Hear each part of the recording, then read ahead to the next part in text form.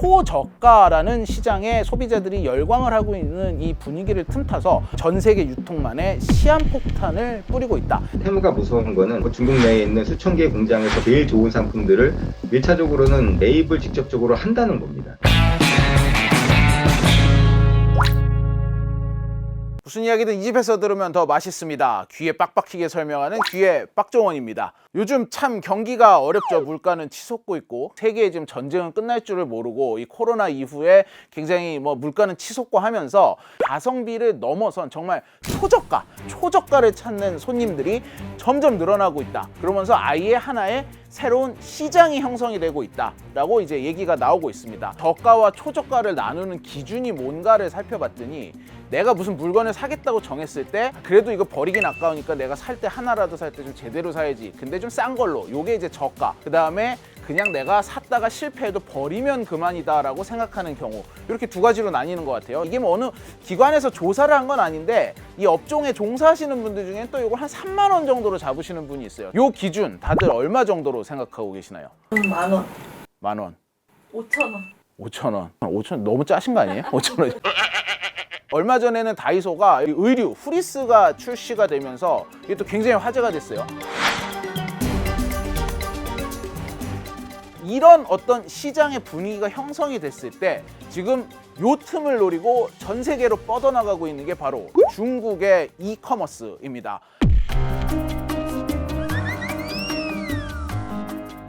실제로 이용하시는 거 있으신가요? 중국의 이커머스 앱들? 쉬인이요. 주로 알리익스프레스나 뭐 테무 같은 걸로 옷 많이 사는 것 같아요. 가장 대표적인 이 세 명의 주자죠. 알리가 굉장히 중국산 이커머스 중에는 선두주자인데 최근에는 이 알리를 또 뛰어넘는 테무라는 새 강자가 나왔어요. 근데 저는 이 테무라는 사이트를 한국에서 안 게 아니라 미국에서 먼저 알았어요. 제가 미국에서 4년을 있었는데 언젠가부터 구글에다가 물건을 검색을 하면은 테무라는 사이트로 검색이 되기 시작을 하더라고요. 알고 봤더니 이 테무가 지금 우리나라에서도 굉장히 성장을 하고 있지만 2022년 9월에 처음 진출을 하면서 미국에서 먼저 시작을 했습니다. 미국으로 진출을 한 후에 이 테무가 쏟아부은 광고비를 한번 보면은요. 작년 9월부터 12월까지의 광고비만 해도 미국에 쏟아부은 광고비가 5억 1,700만 원, 우리나라 돈으로 7천억 원 정도 됩니다. 그 중에서도 메타 있죠. 페이스북의 모기업 메타. 이 메타에다가만 12억 달러를 썼거든요. 작년 한 해 동안. 이게 우리나라 돈으로 1조 6천억 원입니다. 올해 1월 한 달 동안 페이스북하고 인스타에 테무의 광고가 8,900개가 떴다고 합니다. 거의 진짜 융단 폭격이죠. 자, 이것뿐만이 아니라 이 슈퍼볼, 미국에서 최고의 스포츠라고 하면은 미식축구 풋볼이고 이 슈퍼볼은 정말 1년에 있는 가장 큰 행사 중에 하나거든요. 미국 인구 3억 3천만 명 중에 3분의 1이 슈퍼볼을 시청을 해서 슈퍼볼에 광고 나왔다. 이게 이제 성공의 척도로 보는데 올해 또 이제 2월 달에 슈퍼볼을 하는데 이 광고 비용 역시 700만 달러. 94억 원, 거의 100억 원 가까이 지금 쓰려고 장전을 해두고 있는 상태예요. 미국의 이커머스를 분석하는 전문 분석가가 이렇게 얘기를 했어요. 나는 진짜 생전에 이렇게 공격적이고 이렇게 어마어마한 규모의 마케팅을 본 적이 없다. 이러다 보니까 미국에서 테무는 정말 급속도로 성장을 합니다.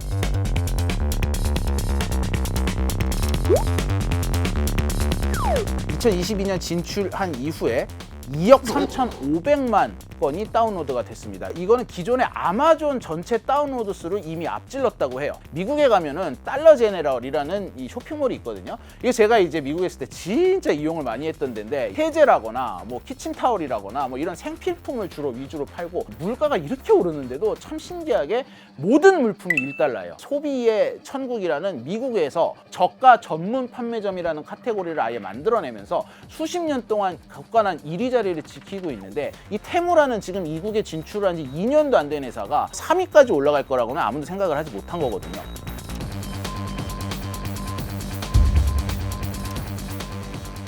이 성장 속도만 놓고 보면은 미국에서 지금 그 어떤 유통업체도 안심을 할 수가 없는 상황이에요. 돈이 마르지 않는 샘물도 아니고 광고비를 그렇게 써도 유지가 된다는 거잖아요. 그렇죠. 그 테무는 돈을 뭘로 보나요? 테무의 모기업은 이 중국의 핀두어더라는 기업이거든요. 핀두어더가 무슨 뜻이냐면은 다 함께 모여라는 뜻이라고 해요. 왜 이름을 이렇게 지었냐면 똑같은 물건 사고 싶은 사람을 모아오라는 미션을 줍니다. 약간 게임 같은 거죠. 이 사람이 파티장이 돼가지고 파티원을 한 명을 데리고 오면 10% 할인, 2명 데리고 오면 20% 할인. 그래서 파티원을 막 10명, 20명 채워올수록 할인율이 높아져가지고 나중에 처음에 사람들을 모으기 시작한 사람은 아예 공짜로 물건을 주는 굉장히 독특한 이 비즈니스 모델을 들고 왔어요. 중국 내 이커머스의 양대 산맥이 알리바바하고 진둥이었거든요. 근데 진둥을 제껴버렸어요. 이러다 보니까 이 중국 내에서 마련한 총알이 굉장한 거예요. 돈이 엄청 많은 거예요, 핀두어더가. 그런데 중국 시장이 지금 코로나 이후로 지금 좀처럼 살아나지 않고 있잖아요. 마침 이 해외 시장도 오래된 경기 침체로 인해서 초저가 시장이라는 새로운 시장이 열리고 있는 걸 포착을 한 거죠. 핀두어더 같은 경우는 미국으로 먼저 진출을 합니다. 미국으로 진출을 할 때 핀두어더라는 이름으로 진출을 하지 않고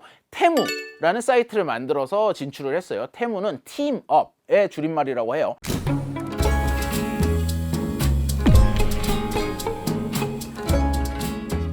그러면 기존의 알리 그리고 쉬인 같은 경우는 이제 테무보다 더 먼저 시작한 먼저 있던 강자란 말이죠. 도대체 테무와 이들의 차별점은 무엇이길래 테무는 이렇게 무섭게 성장을 하고 있느냐? 바로 비즈니스 모델에 있습니다.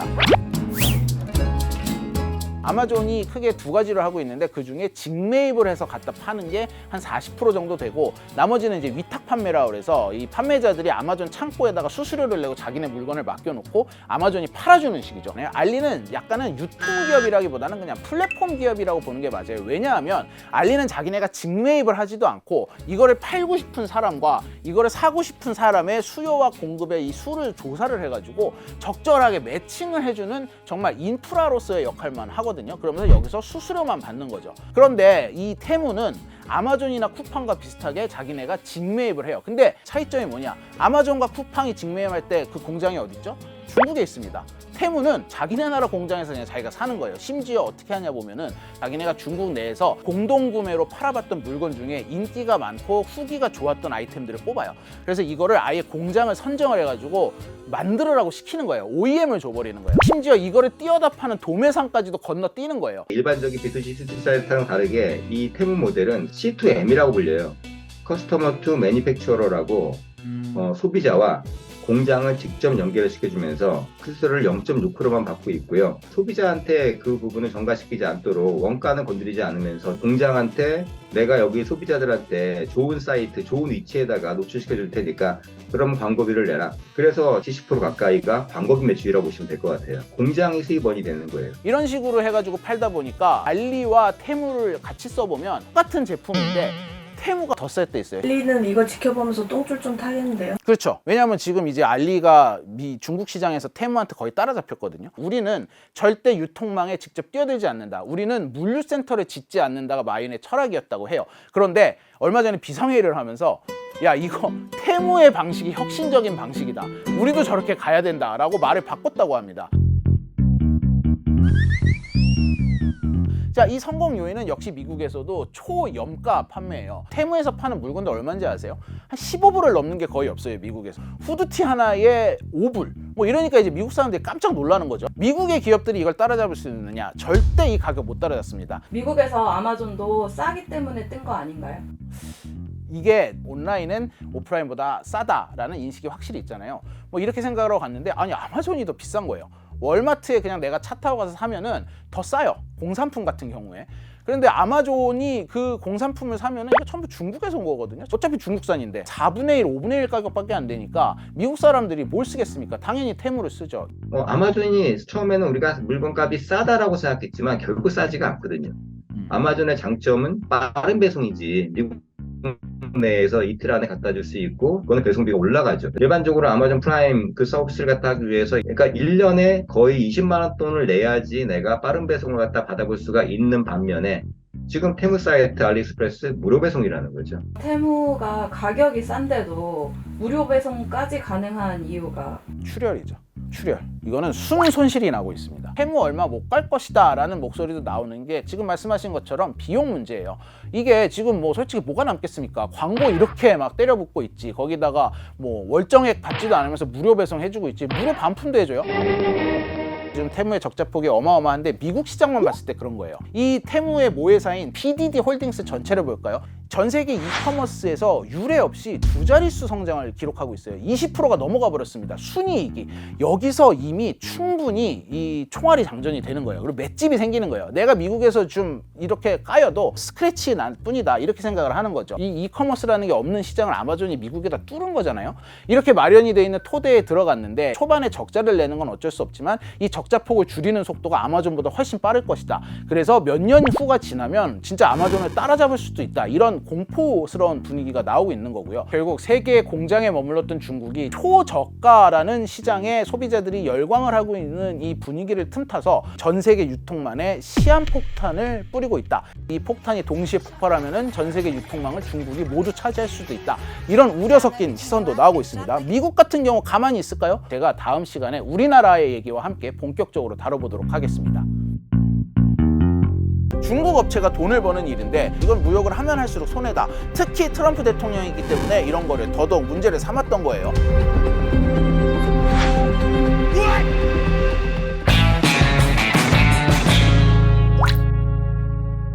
같은 얘기도 이 집에서 들으면 더 맛있습니다. 뭐든지 귀에 빡 박히게 설명하는 귀에 빡종원입니다.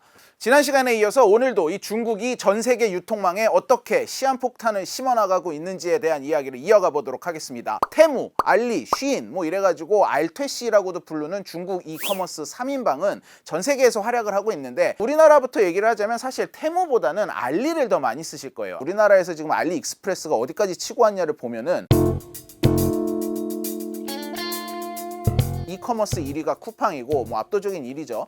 2위가 11번가인데 지금 알리익스프레스가 11번가를 코 밑까지 바짝 쫓아갔거든요. 지금 쿠팡이 5개 분기 연속으로 흑자를 내고 있어요. 굉장히 긴 인고의 시간을 거쳤죠. 이 소비자들이 물건을 구매하는 이 어떤 유통의 헤게모니를 오프라인에서 온라인으로 가져왔다라고 볼 수 있는 딱 이때 중국 업체들이 딱 들어온 거예요. 우리나라의 2위 업체가 되는 건 지금 시간 문제로 보고 있습니다.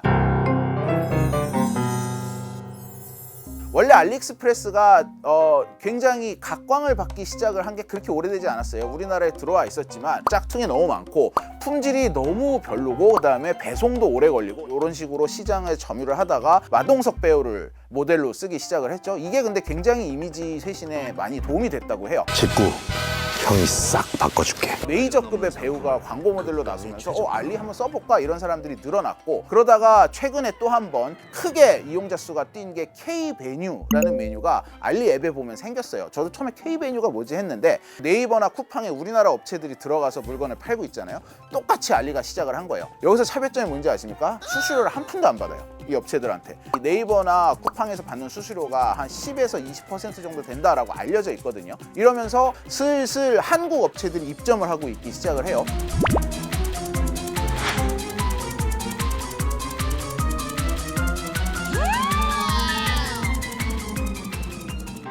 알리가 이렇게 선전을 하고 있는데 여기에 뭐 이제 중국 업체들이 점점 더 가세를 하고 있죠. 그 중에 하나가 바로 테무입니다. 테무도 지금 굉장히 한국에서 공격적으로 마케팅을 펼치고 있고 많게는 10,000원까지도 더 싼 경우를 어렵지 않게 찾아볼 수 있다, 이런 소문이 나면서 우리나라에서도 테무를 이용하는 소비자가 점점 더 늘고 있습니다. 제가 지난주에 이제 테무 이걸 취재를 또 하면서 한국에서 이제 처음으로 테무를 사용하면서 물건을 뭐 잔뜩 샀어요. 분명히 저는 2,000원, 3,000원짜리만 골랐는데 15만 원을 결제를 했더라고요.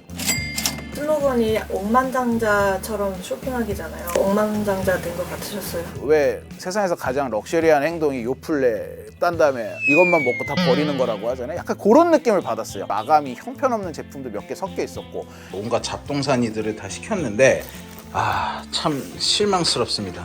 티스푼이 똑 부러져서 왔어요. 이것도 사진으로 봤을 땐 좀 되게 고급스러워 보였는데 실제로 보니까 어때요? 이거? 베스킨라빈스 숟가락. 근데 미니 소형 청소기 이런 거 제가 8,000원 정도 주고 샀는데 작동을 잘 하더라고요. 그러니까 샀다가 뭐 3분의 1은 버리고 3분의 2 건지면 선방한 거고, 이렇게 되다 보면은 나중에 내가 와가지고 불량품이 어느 정도 섞여 있을 걸 알면서도 또 들어가서 쇼핑을 한다는 거예요. 그게 바로 이 초저가라는 기존에 없었던 새로운 시장과 새로운 수요가 하나의 어떤 방식이 돼가는 게 아닌가라는 생각도 들었습니다.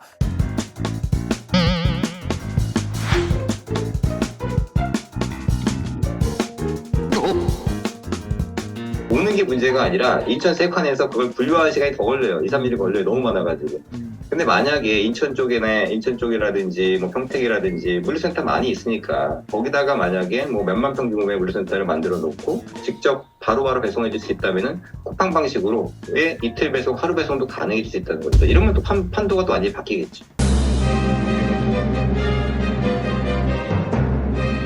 알리나 테무나 쉬인에서 사는 게 다 직구예요. 우리나라에서 중국에서 물건 떼다 팔 때는 인증도 받아야 되고 관세도 붙여서 가격도 비싸지는데 중국에서 이렇게 소규모로 직구를 할 때는 관세도 붙지 않고 뭐 인증도 필요 없고 이러다 보니까 이거 오히려 중국 업체를 키워주는 게 아니냐 이런 역차별 논란이 불고 있어요. 직구를 할 때 관세를 면제를 해주는 이유는 소비자들의 편의를 봐주기 위해서 하는 거거든요.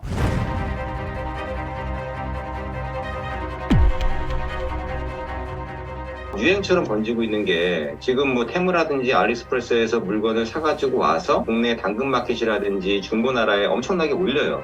올리고 나서 이제 실제로 그걸 수익을 내는 분들이 굉장히 많아요. 직구로 들어온 상품들은 어떠한 경우에도 재판매를 절대 하면 안 되는 거거든요. 왜냐하면 이거는 부가세라든지 뭐 관세법이라든지 다 포탈하는 둘 다 범죄가 될 수 있는 부분이거든요. 다 관세를 내고 전부 다 국내 캐시 인증 기준을 받아서 그렇게 운영하시는 분들한테 직접적으로 엄청난 타격을 입힐 수가 있는 부분이고요. 이걸로 뭐 지금 대규모 처벌이 이루어지거나 이러진 않는 걸로 알고 있는데 워낙에 알리와 테무가 커지고 있으니까 역차별 논란에 이어서 불법을 행하는 이런 행위가 점점 더 늘어나게 된다라는 우려도 나오고 있습니다. 그러면은 다른 나라들은 어떠냐? 다 똑같습니다. 당장 미국만 해도 우리보다 무관세로 해주는 이 금액이 더 비싸요. 미국은 800불까지는 무관세가 가능합니다. 이러다 보니까 특히 중국 물건에 한해서는 이 무관세를 아예 없애야 된다라는 법안이 지금 미국 의회에 상정이 돼 있는 상황이거든요. 멕시코 같은 경우도 지금 유통업계가 발칵 뒤집혀졌는데 멕시코는 무관세가 50불까지라고 해요. 그런데 테무나 알리에서 49.99달러까지밖에 신고를 안 하는 거예요. 실제로 물건 가격이 49.99달러짜리 이상이 많이 없기도 하지만 그게 넘어도 이 신고서를 작성할 때 얘네들이 속여가지고 49.99달러로 쓰는 것 같다라는 지금 의혹이 나오고 있거든요. 지금 뭐 유럽도 그렇고 전 세계가 이 중국산 물건에 대해서 관세를 어디까지 유예해줘야 될 것이냐에 대한 논의가 일어나고 있고 이 정말 뭐 발등에 불이 떨어진 상황이다 이렇게 보는 시각이 많습니다.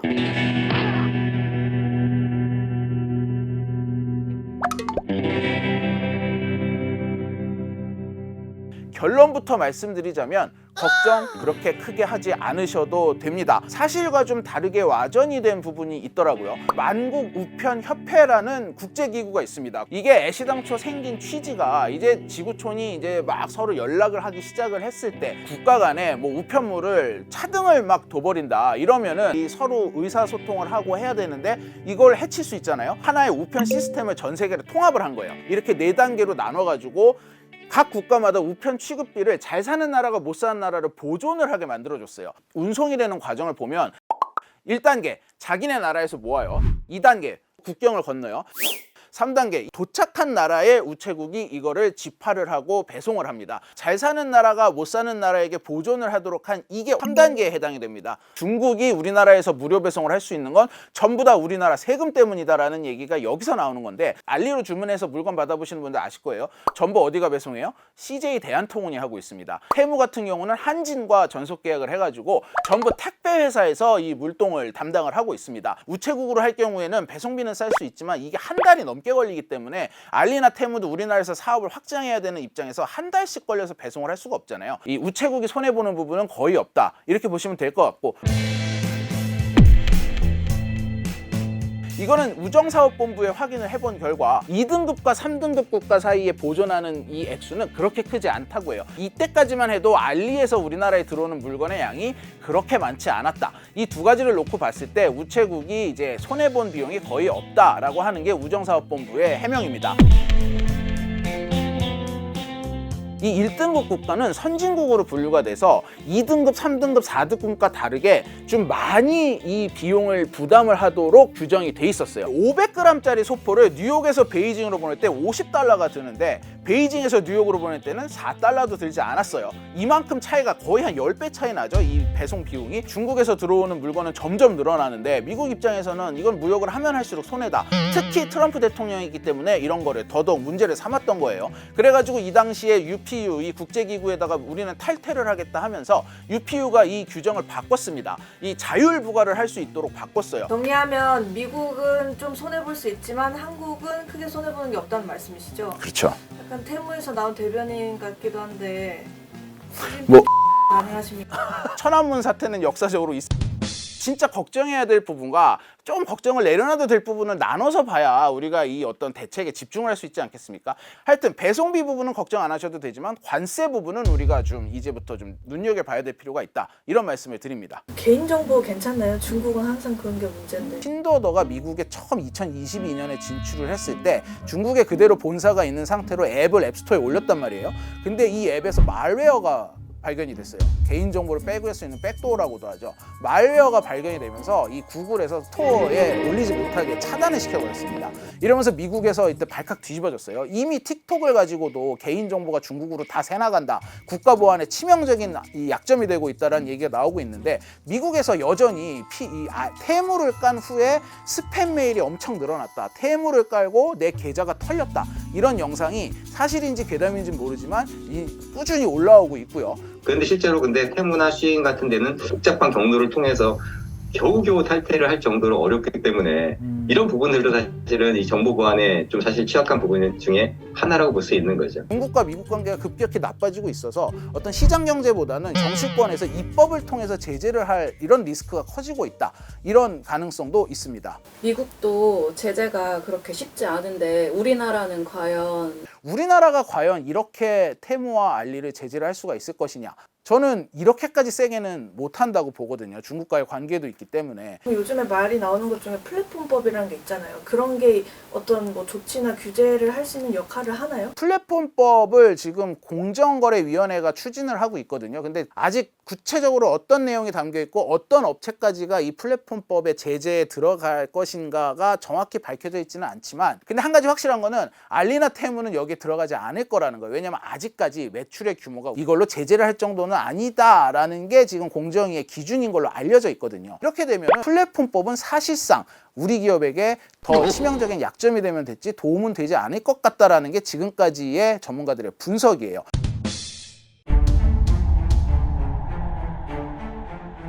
중국 내수 시장을 통해서 총알이 장전돼 있다고 했는데 지금 중국 경기도 안 좋고 근데도 살아남을 것이다 라는 건가요? 한마디로 요약하자면 오히려 좋아라는 상황이라는 거예요. 경제가 어려워질수록 중국도 똑같아요. 13억 거대 중국 인구가 초저가의 수요가 늘어나고 있어요. 핀도더 같은 경우는 이 중국에서는 공동구매 형식으로 판다고 그랬잖아요. 이게 점점 더 활성화가 되는 거예요. 코로나로 인해서 중국의 공장이 싹 운영을 중단하지 않았었습니까? 가동을 멈췄던 중국 공장을 다시 돌린 게 핀도더예요. 문 닫고 있는 공장을 굉장히 싼 가격에 돌리면서 거기서 지금 물건을 받고 있거든요. 근데 아직도 회복을 못한 공장들이 여전히 있단 말이죠. 이렇게 되면은 이 중국 내수 시장이 침체됐다 해서 총알이 떨어질까라는 걱정은 통하지가 않게 되는 거죠. 그동안은 그 글로벌 유통이라는 건 주로 미국과 유럽의 오프라인 업체들이었습니다.